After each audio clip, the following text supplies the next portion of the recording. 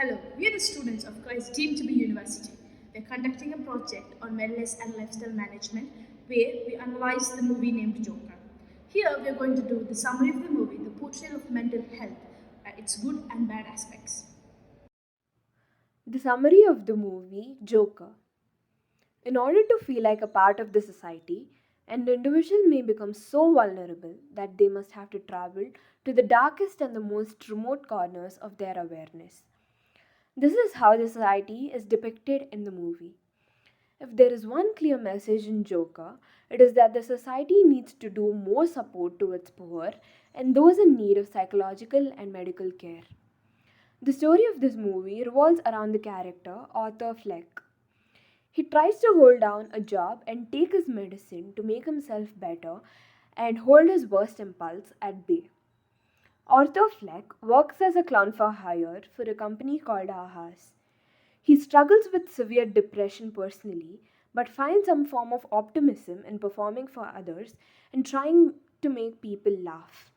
But he's harassed, bullied, disappointed, and wiped out man. The existence of a comedian who conveys a chuckling disorder gets destroyed by the local area family companion, and afterwards he goes to become a savage character looking for solace in violence, where he quotes, "Nobody is civil anymore, and nobody thinks what it is like to be the other guy." The Joker takes an honest look into the lives of people struggling with mental illnesses and the breakdown of social support around those who need it as they try to conduct their lives with normalcy, and how knowingly and unknowingly how cruel and insensitive the general public can be when they desperately need it, that only exacerbates the problems of mental illnesses. One of the topics of mental health issues portrayed in the movie Joker is abuse, the basic lack of empathy from people who constantly mock, assault, and traumatize, which is enumerated repeatedly throughout the film in various scenes wherein people beat him up mercilessly due to his outlandish persona. It is also revealed later in the movie that he was abused by his then mother's boyfriend. This caused him to become resentful and ultimately seek vengeance against his perpetrators. Pseudobulbar disorder. This disorder causes people to have uncontrollable emotions like laughter or crying, which actually doesn't match to their real emotions, mood, or facial expressions. This disorder is caused by neurological imbalance in the brain. Since Joker was heavily abused by his then mother's boyfriend, it is more likely that this is a result of the injury on his head.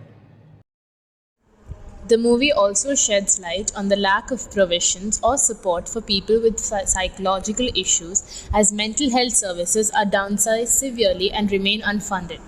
In one scene, Arthur's therapist tells him, quote, "They don't give a shit about people like you, and they don't give a shit about people like me either," as she informs him of the closing down of the clinic.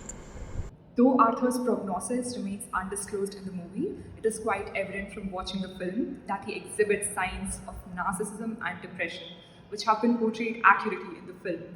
These range from delusions of grandeur, wherein he romanticizes and fantasizes himself as a lauded comedian, to hallucinations, both auditory and visual, wherein he blurs the lines of reality.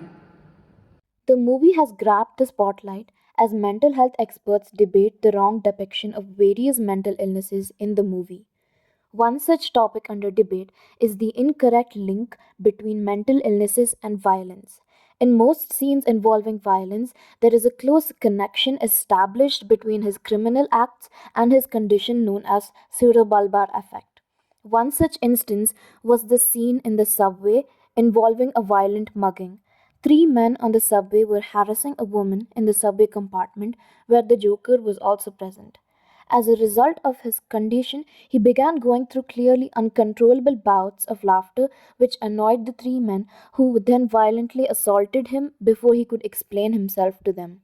The Joker reaches out and grabs a pistol, which was given to him by an ex co worker to protect himself, and fires at the men, killing all three of them. Mental health experts feel that amid this incident, his mental illness unfairly stands out, causing the audience to form a wrong perception that people with mental illnesses engage in acts of violence. Although Fleck's life was packed with traumatic events like being abused in his childhood and later being assaulted by young kids, his path to violence is shown to have a stronger link with his condition. This further adds to the prejudice against mentally ill individuals in the society. People with mental illnesses deserve to be heard and seek help.